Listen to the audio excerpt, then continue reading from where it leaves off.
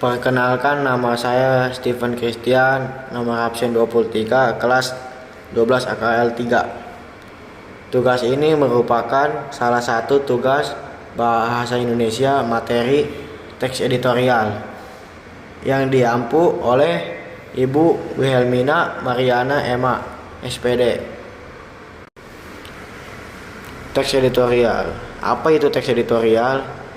Teks editorial adalah sebuah artikel dalam surat kabar yang merupakan pendapat atau pandangan redaksi terhadap suatu peristiwa yang aktual atau sedang menjadi perbincangan hangat pada surat kabar itu diterbitkan.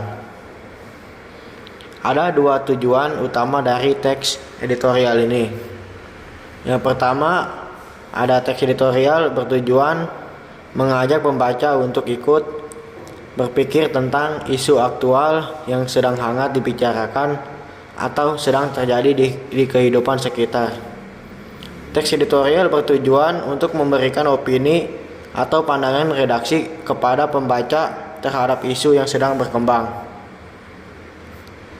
Manfaat teks editorial.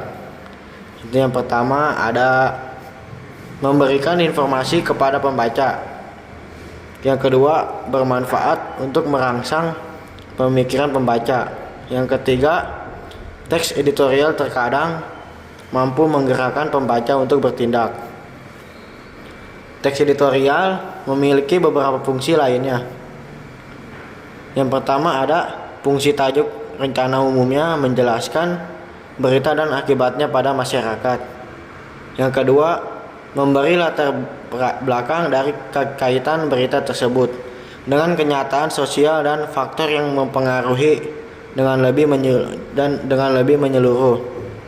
Yang ketiga, terkadang ada analisis kondisi yang berfungsi untuk mempersiapkan masyarakat akan kemungkinan yang bisa terjadi. Dan yang keempat, meneruskan penilaian moral mengenai berita tersebut. Ciri-ciri teks editorial.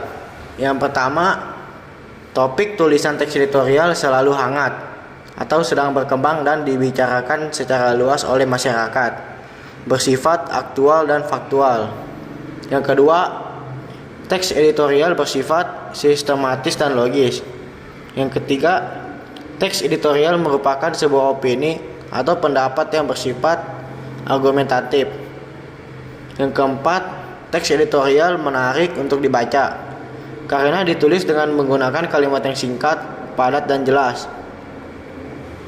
Struktur yang berikut ini struktur yang menyusun teks editorial atau opini, yaitu yang pertama ada pernyataan, pendapat atau tesis. Yang kedua argumentasi, dan yang terakhir pernyataan para ahli.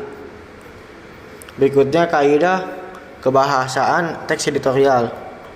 Yang pertama adverbia, yang kedua konjungsi, yang ketiga verba material, yang keempat verba rasional, dan yang kelima verba mental. Yang terakhir jenis-jenis teks editorial. Yang pertama ada interpretif editorial, yang kedua kontroversial editorial, yang ketiga explanatory editorial. Dari Stephen Christian, absen 23, kelas 12 AKL 3.